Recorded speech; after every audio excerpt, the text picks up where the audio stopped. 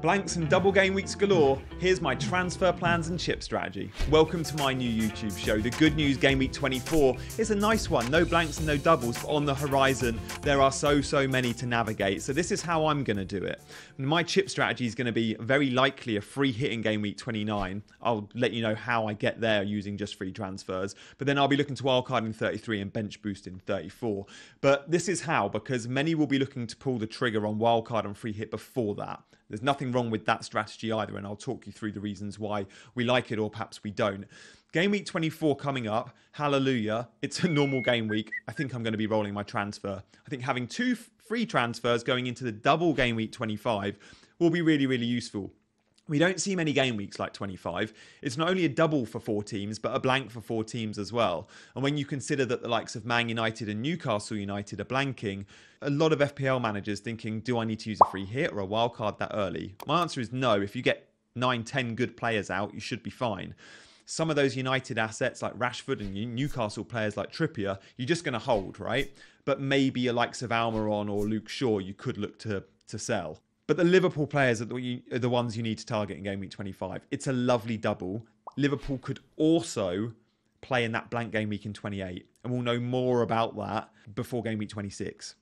So we hope Liverpool play in 28. And we bring Liverpool players in 25. Can navigate through 28 with them. But there's a chance they don't play. And it's all based on the FA Cup. So how many Liverpool players do we want? 1, 2 or 3? Well, I think we all are going to want Mo Salah. If you own Bruno or you own Kevin De Bruyne, very easy switch to Mo Salah. That's a move I'll be making next week. But then do you go for a second Liverpool asset? I think many will. I might. I'm liking the look of Trent or Robbo. Trent was robbed of an assist, wasn't he? So it's Salah plus Trent or Robbo, or is it Salah plus an attacking player? Darwin would be the favourite, but Jota and Gakpo could come into the mix as well. Interestingly enough, it was Gakpo that played down the middle on Monday night, and we saw Darwin on the left. We'll talk more about Liverpool assets next week, when no doubt I'll be bringing in 2 of them. So 25, we know my plans. Liverpool, maybe Everton, maybe a 4-point hit. Game week 26 is a normal game week. Hallelujah. Just like this week. Game week 27 is more chaos. There are doubles for 4 teams, which include Brighton. Okay. Now, many will look to free hit in 27 or possibly wildcard in 27. Now, if you don't have any Brighton players, that's one extra reason to do that. I already own Solly March, so I'm a little bit ahead in that respect. I don't have a Tony, for example, though. Many will want Tony that week too. Just monitor Tony's yellow cards. I think he's on 8. I'll be looking to bring in a Matoma or an Estupiñán as well as March. But then, of course, Brighton will have a couple of blanks on the horizon too. So you've got to weigh that up. Game week 28, following the double of 27, is a ton of blanks and there will be chaos there. We're probably looking at 5-ish fixtures, I think it is. So with those blanks, what players do we want in our team? So the good news for the 28 blank, and again, people might look to wildcard in 27, free hit 28. I'm not going to do that because I don't see a massive upside free hitting in blank game weeks, especially blank game weeks where I don't think the fixtures are there for high upside, and I don't think they're massively there in 28. The good news is about 28 is we know Newcastle play, we know Arsenal play, and we know Everton play. Now, by then, we'll all have a Newcastle or 2 players, Trippier. We'll all have 3 Arsenal, and we'll probably, many of us will have a Tarkowski. So already we're looking at getting sort of 5-6 players out. And then Chelsea, we know they play in 28. We might have a Chelsea defender or João Félix by then. So we're already looking at putting out half an 11 just from those teams. And of course, we'll know about those fixtures in 28 the midweek before game week 26. So we'll still have 2 or 3 transfers to navigate towards blank game week 28. It might be that you get 9 men out, but 9 good players versus a free hit might not be a huge difference. You might be down 10 points on the field. I want to use my free hit when I'm going to get more than 10 points on the field, which is why I'm saving it for the big double game weeks, okay? I'd have concentrated all my transfers on those blanks, like 28, for example. I'll be beelining to 28 going, let's get 10 players out. Let's get 11 if I can get there. I'll obviously have focused on the 27 double, like bringing in Brighton players. So with all that in mind, I'll have neglected that big double game week of 29. And if I'm neglecting game week 29, I'm going to be missing out big time on some of that upside. So a free hit in 29 absolutely could work for me. Now, this could change and it's still very fluid. But you could look to wildcard in 29. Personally, I like the free hit because I like to wildcard and bench boost quite close together. So there we have it. That's very loosely my transfer plans. You can see the key players I'm targeting at the moment. It will be a roll, but then it's Liverpool and Everton. On the horizon, I'll be looking at Brighton, possibly a Chelsea addition. And then, of course, I'll be looking to beeline for those teams that I know are blanking in that game week 28 to try and field a 8, 9, 10 man squad, possibly 11. But lots on the horizon there, guys. Keep following on this channel and I'll keep you posted with my chip strategy and always my transfers. But let's have a look at how I got on last week. Solly March came good. That was nice. And look, congratulations to Mahrez owners, to those that kept patient with Salah. Loads will be feeling the same pain as me this week because they'll have a very good bench. I'm seeing a lot of Andreas on the bench, 6 points, and a lot of Luke Shaw on the bench with 12 points. I had both those guys, which is really disappointing. But I look back and think, was I ever likely to start those two? Probably not. I know there was a lot that perhaps, well, I'm an Aaron on Luke Shaw over, say, a Man City defender, but with City having the double, you're always going to go with the City defender. So frustrating. But look, we've got so many points to make up in the next couple of weeks with blanks and doubles. The opportunity is there. So don't be too down on yourself if you got a red arrow this week, because I promise you, the engaged managers over this next period are really going to win out, right? So make sure you're following content creators for hopefully those good tips and chips. So what am I looking to do this week? Well, as I mentioned earlier, I'm looking to roll my transfer.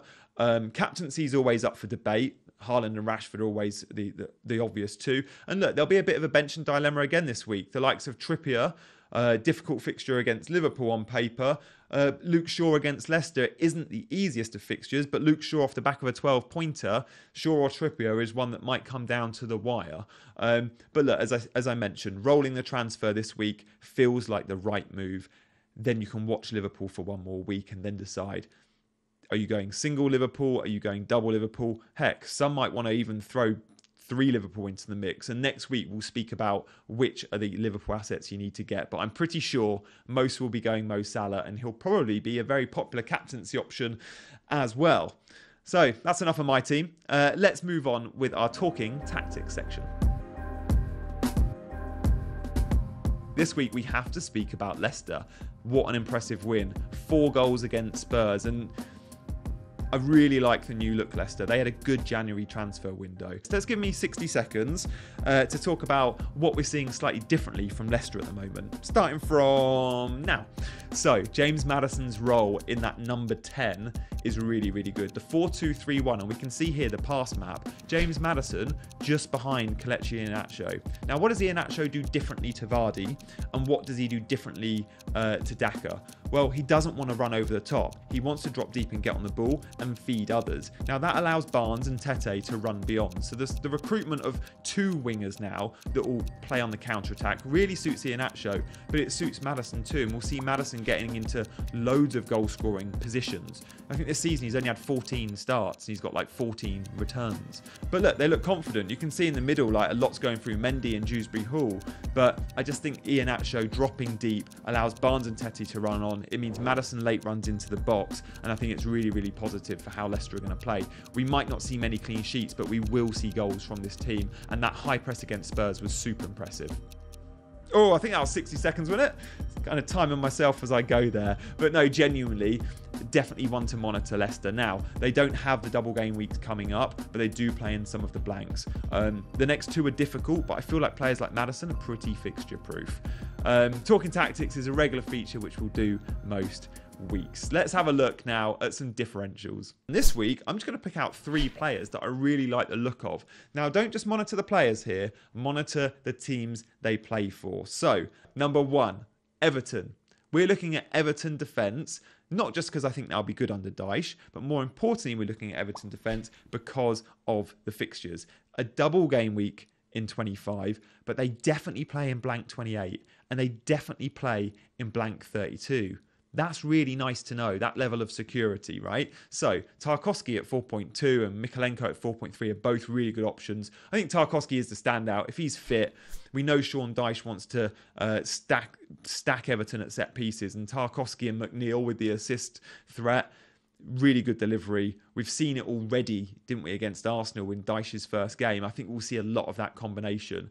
Now, if Tarkowski gets 2 or 3 goals between now and the end of the season, that's a nice extra point. And I'm sure we're going to get some clean sheets too. So I think many will be looking to sell a Bueno or a Patterson. And again, we don't know if he's going to go Patterson or Coleman as his preferred right back. But my sense is with Patterson only just returning to training and Coleman's going to be in for a while. So I think Tarkowski is a really good differential pick. But now let's look at number 2, and that is looking at Wolves players. Wolves have flown under the radar. I don't think we're giving Wolves enough respect. You know, Wolves were bottom at Christmas.